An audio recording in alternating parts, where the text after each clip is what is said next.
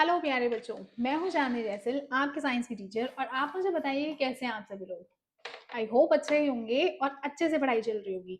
तो पिछली क्लास में जो भी हमने पढ़ा है, क्या आपने उसका अच्छे से रिवीजन किया है? हम्म। हाँ, गुड। अच्छे से रिवीजन करते रहिए ताकि बेटा हम लोग अपनी आगे की क्लासेस में जो भी पढ़ रहे हों वो हमें अच्छे से याद रहे और पीछे वाली चीजें हम भूले नहीं। तो आज की क्लास में जो हमें पढ़ना है बेटा वो है मीन्स ऑफ स्प्रेड। मीन्स हमारी जो इन्फेक्शियस डिसीजेज होती हैं वो एक जगह से दूसरी जगह कैसे जाती है, ठीक है। तो वही होता है हमारा ट्रांसमिशन ऑफ इन्फेक्शियस डिसीज भी। ओके। अब देखो बेटा, इसके अंदर हमें बहुत सारी अलग अलग डिसीजेस के बारे में पढ़ना है। जैसे हमने उसका कुछ कुछ वो बना रखा है ना, मतलब टाइप्स बना रखे हैं, like airborne disease, waterborne disease, sexually transmitted disease, vector borne disease. ये सारी चीजें हमारी एनसीईआरटीज में हैं और एनसीईआरटी की सारी चीजों को मैंने इकट्ठा करके अपने नोट्स में डाल दिया है, तो इसलिए आपको एनसीईआरटी पढ़ने की जरूरत नहीं पड़ेगी। डायग्राम्स भी हमने एनसीईआरटी के लिए लिए हैं, ठीक है। और ये सारी चीजें हम पढ़ेंगे कुछ केस स्टडीज के साथ, ताकि हमें ज्यादा अच्छे से समझ में आए और इंटरेस्टिंग भी फील हो, है ना। तो चलो हम लोग स्टार्ट करते हैं। Means of spread. Means of spread का मतलब क्या होता है? Infectious disease spread when microbes, microbes मतलब माइक्रो ऑर्गेनिजम्स, है ना। दोज पार्टिकल्स और organisms that we can't see through our naked eye, ठीक है, जैसे वायरस, बैक्टीरिया, ये सारी फंगस, हेलमिन्ट्स वगैरह। Infectious diseases spread when microbes move from an infected person to a healthy person, है ना। ये एक इन्फेक्टेड पर्सन था, ये एक इन्फेक्टेड पर्सन है, ये एक हेल्दी पर्सन है, ठीक है। तो इसको इससे बीमारी लग गई। अब वो बीमारी कैसे लगी उसके बहुत सारे तरीके होते हैं, लेकिन ये जो लगना होता है ना, बीमारी का लगना, यही होता है ट्रांसमिशन। ओके बेटा। This movement of disease causing organism is called transmission, ठीक है। डिसीज कॉजिंग ऑर्गेनिजम्स का एक जगह से दूसरी जगह पर पहुंच जाना और हेल्दी इंसान को बीमार कर देना is called transmission. Disease that can spread from one person to another is called communicable disease. Infectious disease, communicable disease, contagious diseases, ये सारी एक ही चीजें होती हैं। संक्रामक जो बीमारियां होती हैं एक इंसान से दूसरे इंसान को लग जाने वाली, उन्हें हम कम्युनिकेबल डिसीजेस भी कहते हैं, याद रखिएगा। अब देखो बेटा, इसमें हम पढ़ेंगे मोड्स ऑफ ट्रांसमिशन, जिसमें पहली चीज हमें पढ़ना है एयरबॉर्न डिसीज। मतलब कि हवा में इन्फेक्शन था, एक हेल्दी इंसान गया, उसने हवा में जाके इनहेल कर लिया और उसके अंदर वो जो डिसीज कॉजिंग ऑर्गेनिजम्स थे, चाहे वो वायरसेस थे चाहे बैक्टीरिया थे, अंदर आ गए और उसे भी इन्फेक्शन हो गया। How it spreads. Air born diseases में हमें बहुत सारी अलग अलग डिसीजेस के बारे में पढ़ना है, उसकी केस स्टडीज भी पढ़नी है। तो ये एक्चुअल में फैलता कैसे है? When an infected person sneezes और कॉफ्स, ठीक है, खांसी आ रही है, छींक आ रही है, tiny droplets containing microbes are released into the air, ठीक है। ये जो छोटे छोटे पार्टिकल्स होते हैं ना, टाइनी टाइनी पार्टिकल्स, वो हवा में रिलीज हो जाते हैं। जैसे कि क्या होता है बेटा, हम इस डायग्राम से पढ़ते हैं, इस वाले डायग्राम से। मे बी यहाँ पे आपको मेरी फोटो दिखाई दे रही हो, तो नीचे की चीजें आपको नहीं दिख रही होंगी, लेकिन जितना हमें जरूरत है इतना तो आपको दिख ही रहा होगा। देखो बेटा, इसके एग्जाम्पल से पढ़ते हैं। ओके। ये जो आदमी है, एनसीईआरटी का डायग्राम है, इसने छींका, तो जो बड़े ड्रॉपलेट्स होते हैं ना, बड़े वाले, है ना, जो आ जाते हैं कभी हाथों पे, इस तरीके से छींक दिया तो यहाँ पे, है ना। तो जो बड़े पार्टिकल्स होते हैं, बड़े वाले ड्रॉपलेट्स, वो उनका जो कैपेसिटी होता है ना, वो 2 मीटर्स तक होता है। वो 2 मीटर्स तक या उससे पहले ही जो है, क्योंकि वो बड़े पार्टिकल्स है इसलिए वो नीचे गिर जाते हैं, ठीक है। लेकिन जो छोटे टाइनी पार्टिकल्स होते हैं ना, वो इवेपोरेट होते हैं। इवेपोरेट होने के बाद वो एनवायरमेंट में घूमते रहेंगे, घर के अंदर ही घूमते रहेंगे। समझ रहे हो मेरी बात को? और वो कितनी दूरी तक जा सकते हैं? वो जा सकते हैं 4 मीटर तक। और जो बड़े पार्टिकल्स होते हैं वो नीचे गिर जाएंगे। यहाँ पे लिखा है large droplets settle to the ground in few seconds. और ये जो होते हैं ना, ये जो इवेपोरेशन होता है और ये जो टाइनी पार्टिकल्स, ड्रॉपलेट्स होते हैं, वो जो घूम रहे हैं इधर उधर, वो मिनट्स टू आवर्स तक रह सकते हैं हमारे एनवायरमेंट के अंदर। समझ रहे हो? कुछ मिनटों से लेके कुछ घंटों तक हमारे जो एनवायरमेंट है उसके अंदर वो घूमते रहेंगे। हवा है ना, इवेपोरेशन है, इवेपोरेट हो गए, वो स्मॉल बहुत लाइटर पार्टिकल्स हो गए तो घूम रहे हैं।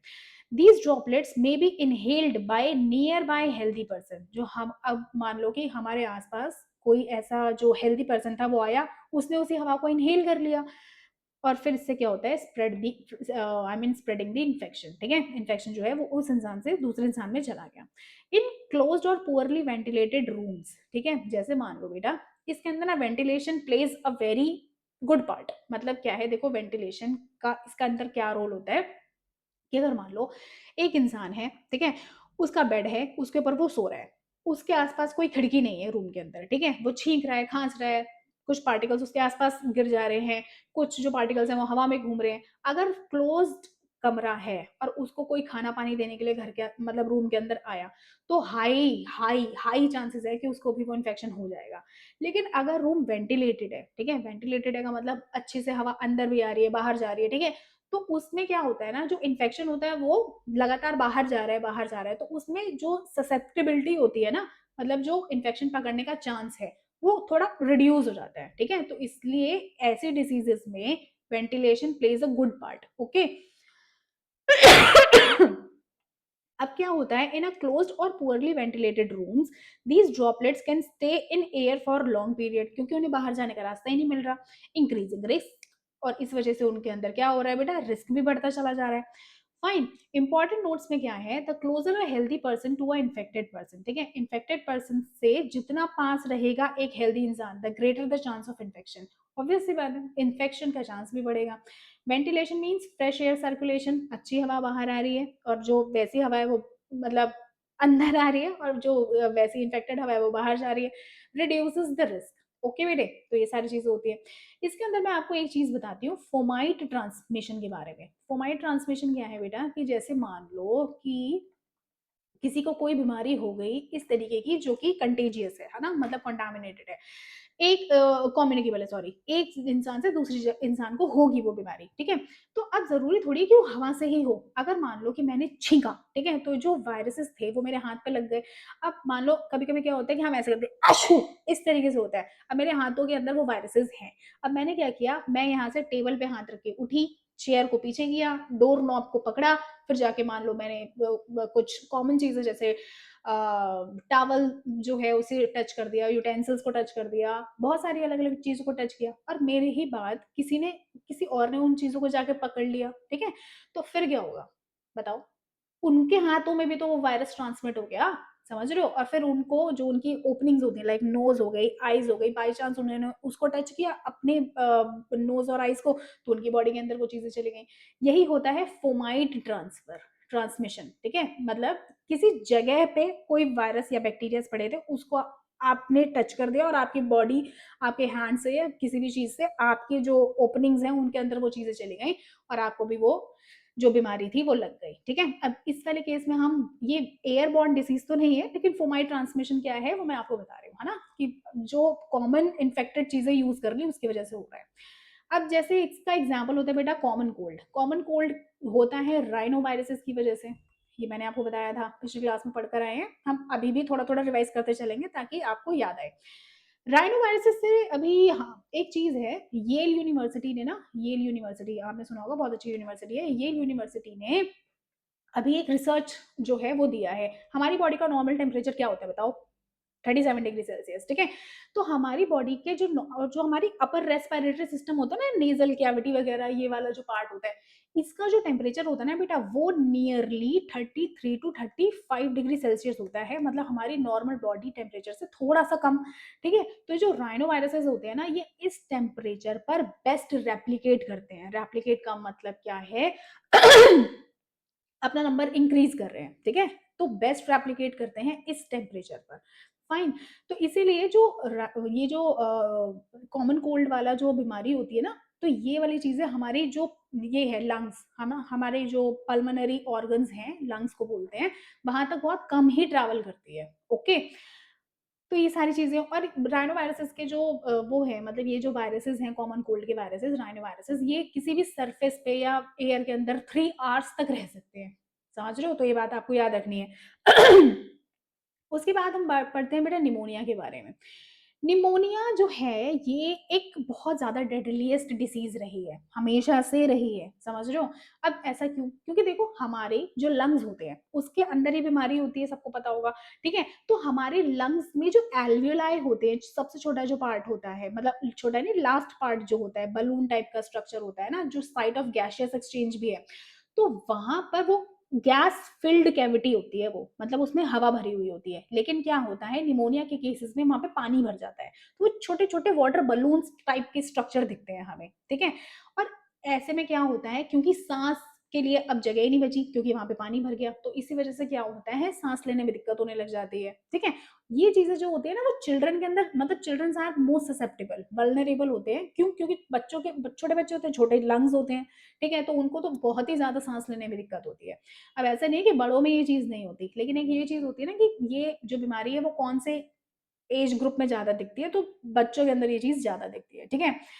और इसके बारे में एक चीज़ मैं आपको बताती हूँ कि देखो बेटा, कुछ-कुछ केसेज़ होते हैं वॉकिंग वॉकिंग निमोनिया के। वॉकिंग निमोनिया का मतलब होता है कि हमारी बॉडी में निमोनिया है, हमें पता ही नहीं। सर्दी-खाँसी चल रही है, समझ रहे हो? और हमें ऐसा लग रहा है कि हाँ, होता है ये तो छोटा-बहुत तो थोड़ा-बहुत तो चलता ही रहता है, ठीक है? इसमें क्या है, उन जो जो लोग ऐसे होते हैं जैसे हिलेरी क्लिंटन, है ना? जो बिल क्लिंटन की जो वाइफ़ थी, जो फॉर्मर प्रेज़िडेंट थी, फर्स्ट लेडी थी वो। यूएसए की, तो हिलेरी क्लिंटन की बॉडी के अंदर ये था, आई थिंक 2016 के अराउंड उनको ये चीज़ पता चली थी कि अच्छा मुझे निमोनिया है, उन्हें पता ही नहीं था, उनकी बॉडी में वो सिम्पटम्स ही नहीं आएँगे, ठीक है? ब्रिटनी स्पीयर्स थी, जो हमारी जनरेशन के लोग हैं, उनको पता होगा, बहुत अच्छी पॉप सिंगर थी वो, उनकी बॉडी के अंदर भी था, ठीक है? वॉकिंग निमोनिया के पेशेंट्स थे वो लोग, तो उनको क्या हुआ था, नहीं 2000, हाँ, या पता नहीं कब की बात है, लेकिन ये दोनों जो केसेज़ हैं, ये वॉकिंग निमोनिया के ही हैं, ठीक है? तो अब क्या हुआ कि इनकी बॉडी के अंदर क्या होता है कि उनको निमोनिया है, लेकिन उनको पता ही नहीं, क्योंकि उनकी बॉडी में प्रॉपर सिम्पटम्स ही नहीं आ रहे, ठीक है? वो अपनी डे टू डे एक्टिविटीज़ जो है, वो अपना अच्छे से कर पा रहे हैं, उनको कोई पता ही नहीं चल पा रहा। और ऐसे निमोनिया के जो केसेज़ होते हैं ना, उनमें एक केस होता है सेप्सिस का, सेप्सिस। सेप्सिस जो होता है, ये बड़ा बहुत खतरनाक चीज़ हो जाती है। मतलब देखो, हमारी बॉडी में कोई इन्फेक्शन आता है, तो हमारे डब्ल्यूबीसीज़ जो हमारी इम्यून इम्यून सिस्टम होता है, वो उसके अगेंस्ट फाइट करती है ना। तो बेटा, इसके अंदर क्या होता है ना कि हमारा जो इम्यून सिस्टम होता है ना, इम्यून सिस्टम, वो ओवर रिएक्ट करने लग जाता है। हमारा जो इम्यून सिस्टम होता है, बहुत ज़्यादा ओवर रिएक्ट करेगा। ओवर रिएक्ट करता है तो हमारे ही ऑर्गन्स पर उसका बुरा असर पड़ता है। इसका सबसे अच्छा केस है मोहम्मद अली का। आपने इनका नाम सुना है ना? मोहम्मद अली कौन थे? बताओ, मोहम्मद अली कौन थे? ये थे एक लेजेंडरी बॉक्सर, ठीक है? इनकी जो डेथ हुई थी ना, इनके कॉज़ ऑफ डेथ भी यही था। क्या था इनका cause of death? Septic shock due to pneumonia. Septic shock due to pneumonia का मतलब होता है कि उनकी बॉडी के अंदर जो लंग्स थे, निमोनिया में लंग्स इन्फेक्टेड होते हैं, एक जो उनके लंग्स थे ना, उसका इन्फेक्शन जो था वो उनके ब्लड में चला गया था। समझ रहे हो? ब्लड में जाने से क्या हुआ कि ब्लड का जो बीपी होता है, ब्लड प्रेशर जो होता है, वो डाउन चला गया। उसकी वजह से blood, oxygen, nutrients other part of the bodies तक पहुँच ही नहीं पाए, जिसकी वजह से क्या हुआ कि जो ऑर्गन्स थे उनका फेलियर स्टार्ट हो गया, मल्टीपल ऑर्गन फेलियर स्टार्ट हो गया, जिसकी वजह से उनकी डेथ हो गई थी। समझ रहे हो? तो निमोनिया जो है, ये दिखती तो है कि हाँ यार, ये कोई नहीं है ऐसे-वैसे, लेकिन ये बहुत डेडली डिज़ीज़ है। समझ रहे हो बेटे? उसके बाद हम बात करते हैं ट्यूबरक्लोसिस के बारे में। ट्यूबरक्लोसिस जो है वो किसकी वजह से होता है, बताओ मुझे? ये तो राइनोवायरस हो गया, ये स्ट्रेप्टोकोकस निमोनी की वजह से हो गया। ट्यूबरक्लोसिस जो होता है, ये किसकी वजह से होता है? बताओ? माइकोबैक्टीरियम ट्यूबरक्लोसिस, ठीक है? माइकोबैक्टीरियम ट्यूबरक्लोसिस की वजह से ये होता है। ट्यूबरक्लोसिस ना one of the oldest disease है। अब ये कैसे? पता है आपको? ये जो आपके वो हैं, क्या बोलते हैं, इज़राइल, इज़राइल के वो जो ईस्टर्न मेडिटेरेनियन सी का जो पार्ट है ना, वहाँ पे एक सबमर्ज्ड विलेज मिला है, नियोलिथिक नियोलिथिक एरा 9000 साल पहले का, समझ रहे हो? वहाँ पे एक ह्यूमन बोन मिली, उसके अंदर ये माइकोबैक्टीरियम ट्यूबरक्लोसिस के जो है ये पैथोजेन्स मिले हैं, पता है आपको? समझ रहे हो? मतलब इतना पुराना, सोचो 9000 ईयर पहले वाली। इनफैक्ट जो इजिप्शियन कल्चर में मम्मीफाइड कर देते हैं ना बॉडीज़ को, मम्मीज़ बना देते हैं, उनकी बॉडी में भी ये माइकोबैक्टीरियम ट्यूबरक्लोसिस मिला है। समझ रहे हो? तो ये तो इतने सारे जो है वो खतरनाक जो है ये बीमारियाँ रही हैं, इतने हज़ारों सालों से चलती आ रही हैं। समझ रहे हो बेटे?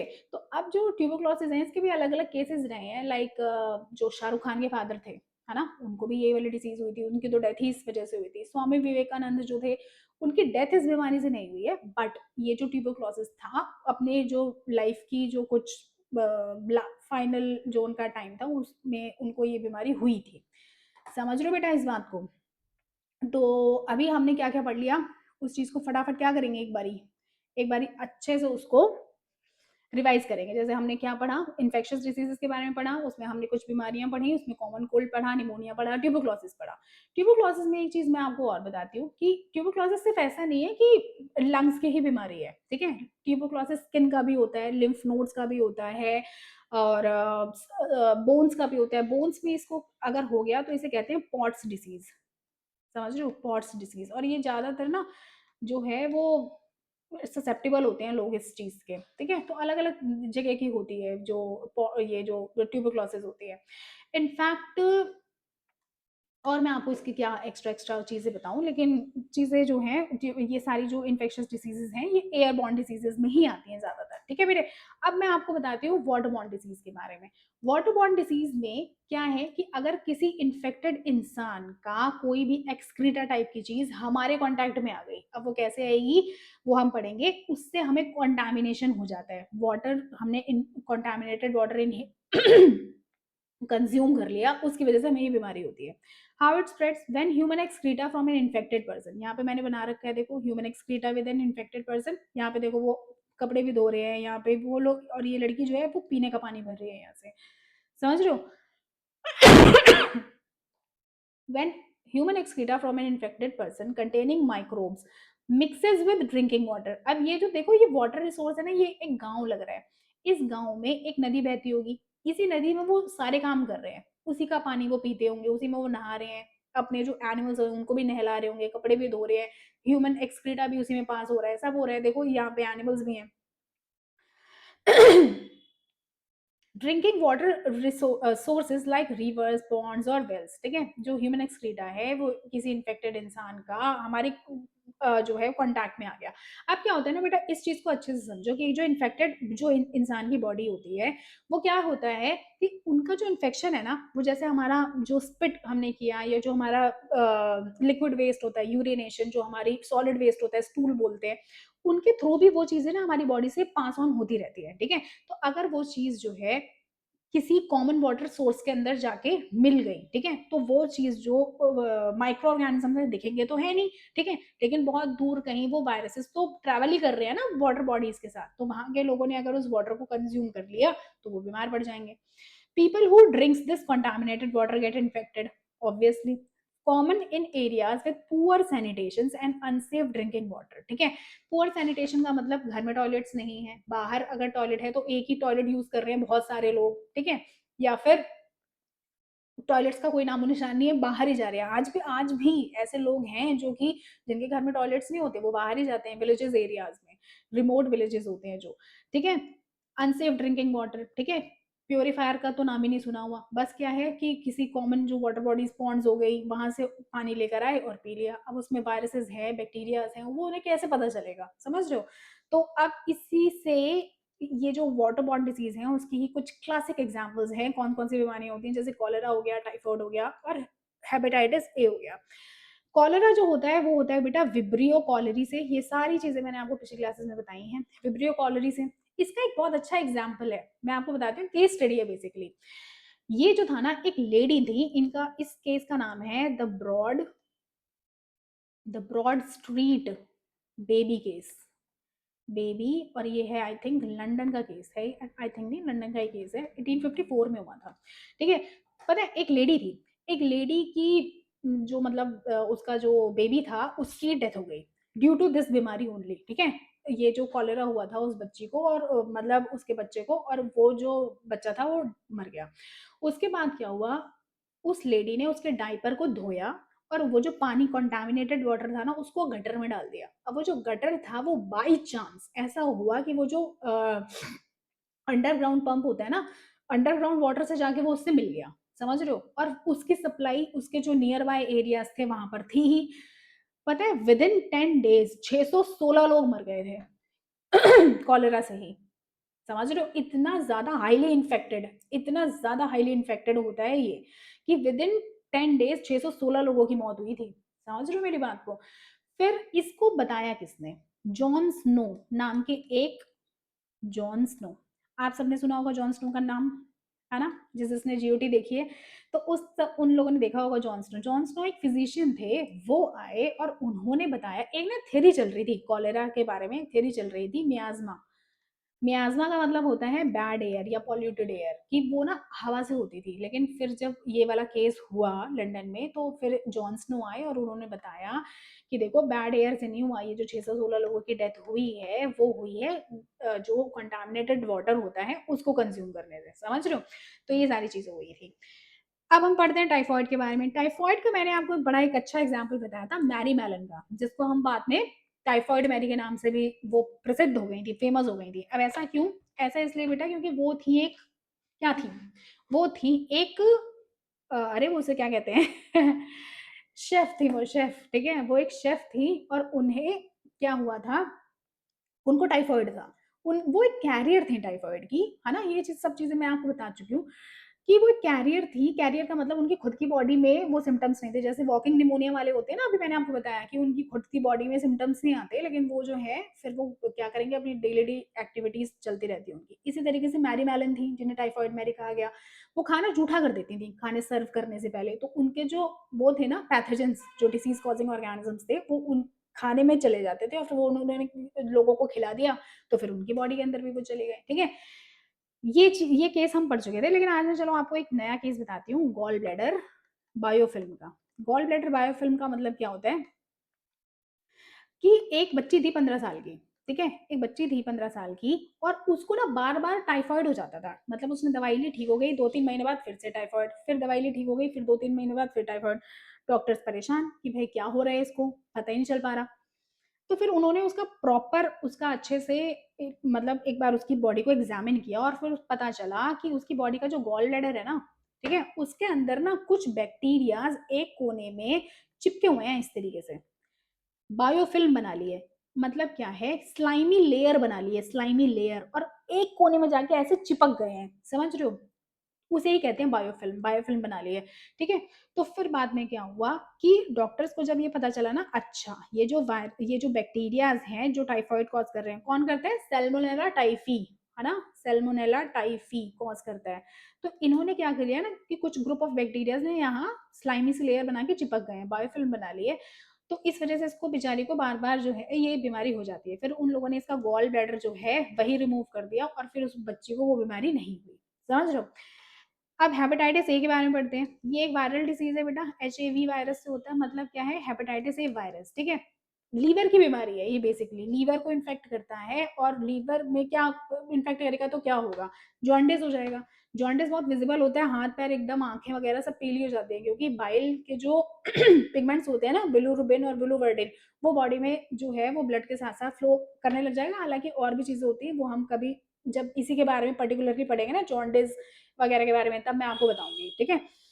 तो बेटा ये जो होता है, फिर अगर मान लो किसी को जॉन्डिस हो गया तो लॉस ऑफ एपेटाइट, फीवर होना, बॉडी जो है बहुत ज़्यादा वीक हो जाती है, फटीगनेस रहती है बॉडी के अंदर, ये सारी चीज़ें होती हैं, ओके?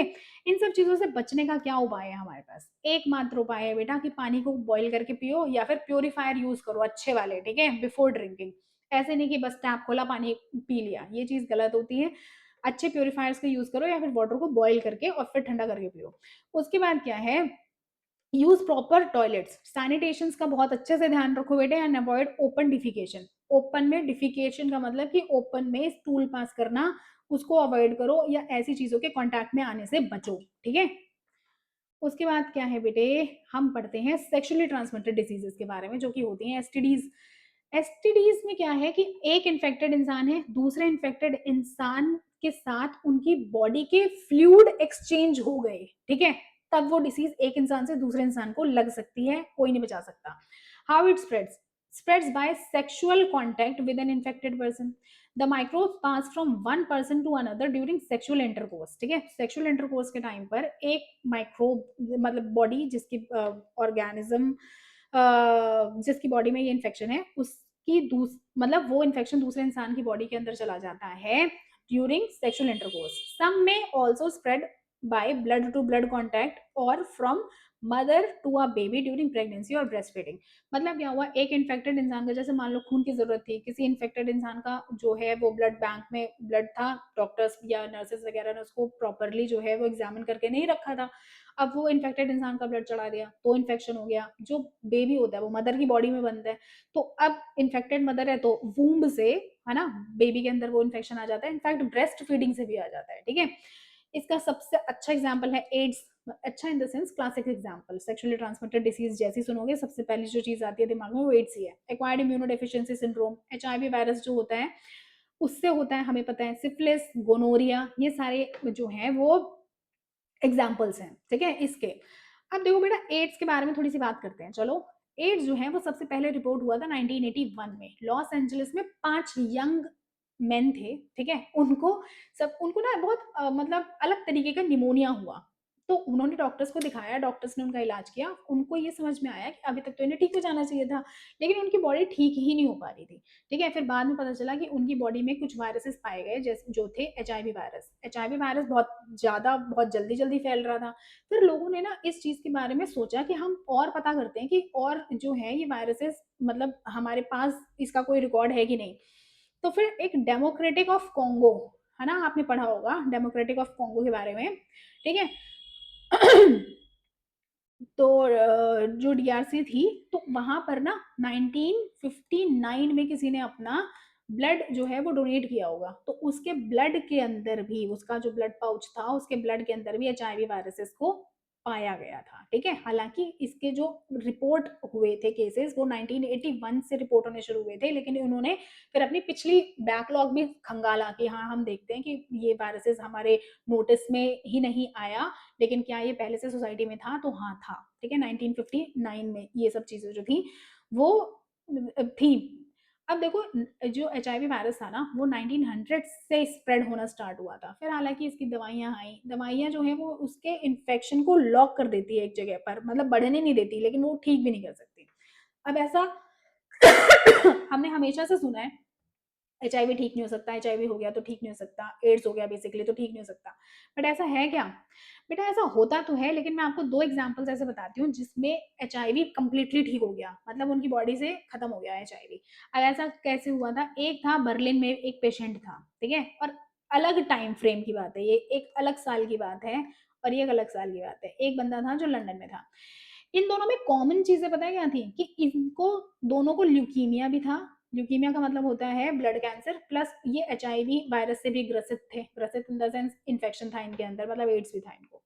तो अब हमारी देखो, हमारी बॉडी होती है ना, हमारे जेनेटिक म्यूटेशंस होते हैं कुछ। म्यूटेशंस का मतलब क्या होता है? जैसे आपने ये देखा होगा, आप जब 12th क्लास में जाओगे तब मैं आपको ये सब चीजें अच्छे से पढ़ाऊंगी, या 10th में भी है थोड़ा सा, कि जैसे 2 ब्लैक आई जो वाले पेरेंट्स हैं, उनका जो बच्चा है उनकी ग्रे आई हो गई। अब ऐसा कैसे हुआ? ठीक है, क्योंकि जब बच्चा बन रहा था ना तो जीन्स में कुछ म्यूटेशंस हो गए, समझ रहे हो?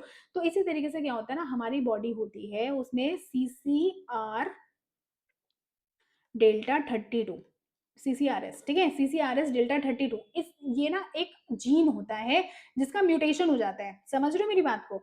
इसका म्यूटेशन हो जाता है ना, तो ये क्या करता है, जो हमारे सेल्स होते हैं ना, ऐसे समझो कि हमारे सेल्स हैं, ये हमारे सेल्स हैं, उसके ऊपर एक डोर नॉब लगा हुआ है, डोर नॉब, ठीक है।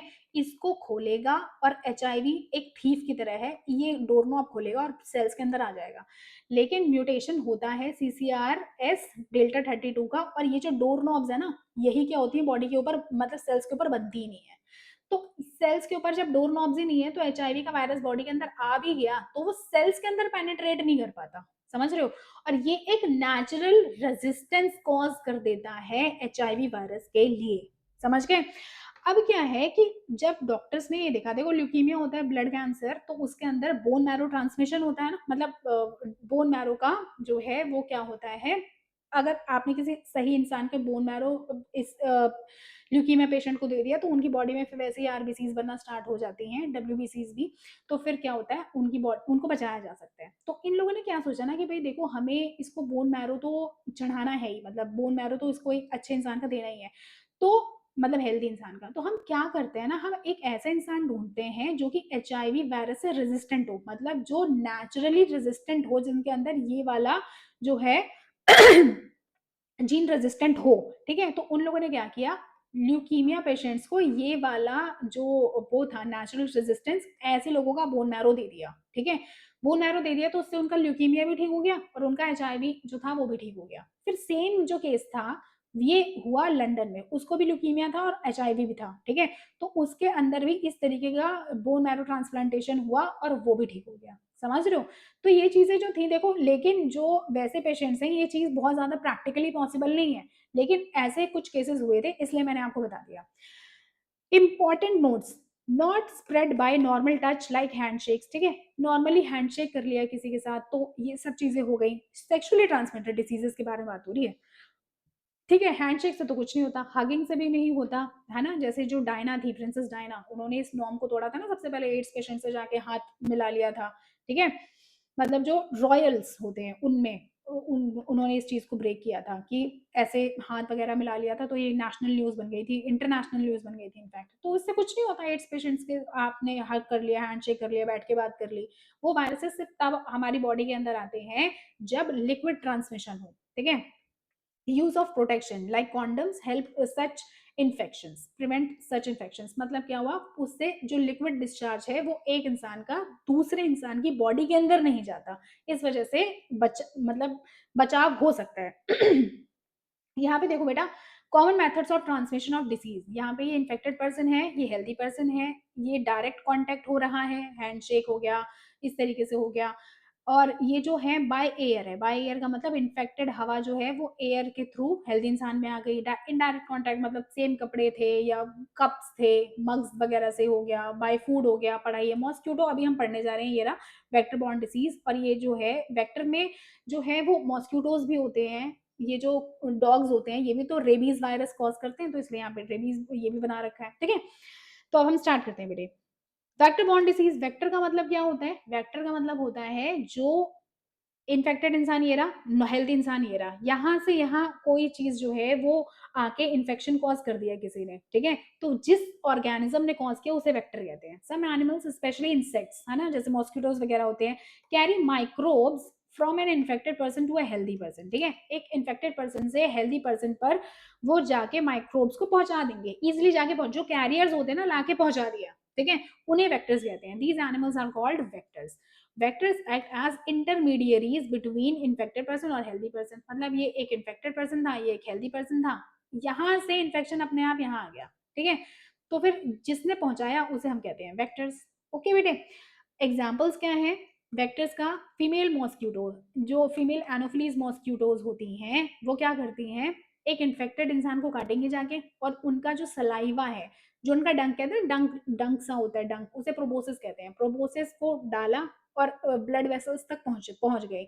तो जो इन्फेक्टेड इंसान का ब्लड था उससे उनकी बॉडी में आए स्पोरोजॉइट्स, ये आपको पढ़ना नहीं है, ये मैं जस्ट आपको बताती हूँ, ठीक है? फिर उन्होंने क्या किया, उनकी जो इन्फेक्शियस स्टेज मतलब इन्फेक्शन जो था वो था प्लाज्मोडियम, और उसको फिर एक हेल्दी इंसान के अंदर जाके छोड़ दिया, मतलब एक इन्फेक्टेड इंसान को काटा, उसकी बॉडी से इन्फेक्शन लिया, और एक हेल्दी इंसान को की बॉडी में जाके काटा, तो उनका जो सलाइवा था ना, सलाइवा मतलब जो उनका डंग था, प्रोबोसिस, उसके थ्रू नॉर्मल इंसान में भी चला गया, उसे भी मलेरिया हो गया, समझ रहे हो? फीमेल मॉस्किटोज जो एडीज होती है, फीमेल एडीज मॉस्किटो, वो ऐसे सेम तरीके से डेंगू वायरस फैलाती है, डेंगू कॉज करती है। डॉग्स जो होते हैं उनका जो बाइट होता है, उनके भी सलाइवा में ये चीजें होती हैं। रेबीज वायरस होता है, किसी नॉर्मल इंसान को काट लिया, रेबीज हो गया।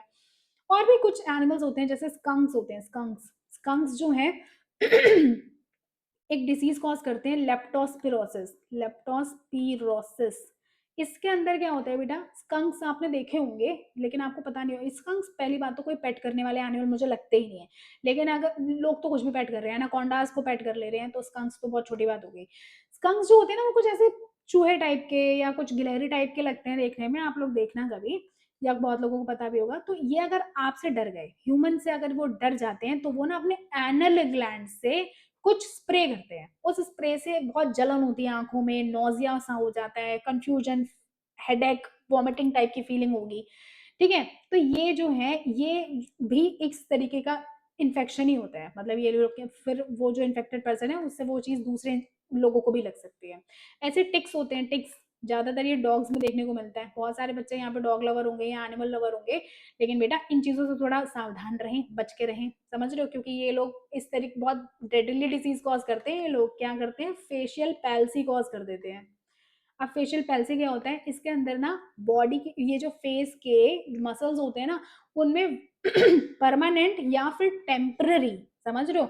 जो हमारी इनेबिलिटी हो जाती है अपने मसल्स को कंट्रोल करने की। जैसे मैं जो है वो इस तरीके से कर सकती हूँ, इस तरीके से कर सकती हूँ। ये जो मैं कर रही हूँ ना, ये मैं मेरा वॉलंटरी मतलब मैं चाहती हूँ तो मैं कर सकती हूँ ना, लेकिन उसमें क्या होता है ऐसी आपकी एबिलिटी लॉस हो जाती है। आपका जो फेशियल पैरालिसिस भी हो सकता है और या तो आपके कंट्रोल के बाहर हो जाएँगी वो चीज़ें, अपने आप ही मूव करेंगी, आप कुछ नहीं कर सकते उसमें, समझ रहे हो? तो फेशियल पैल्सी कॉज़ करते हैं। Inability to cause harm to facial nerves, ठीक है? अब ये परमानेंट भी हो सकता है और ऐसा भी हो सकता है। इसको बुल्स भी बोलते हैं, बुल्स आई रैश, ठीक है? ये क्या करते हैं रैशेज़ होते हैं बेसिकली, मतलब ये जब काटेगा ना तो मतलब ये जो टिक्स होती हैं जब वो इन्फेक्शन कॉज़ करती हैं, तो जैसे यहाँ वाली स्किन एकदम रेड हो जाएगी, यहाँ वाली एकदम येलो हो जाएगी और यहाँ पे उसकी आई होती है।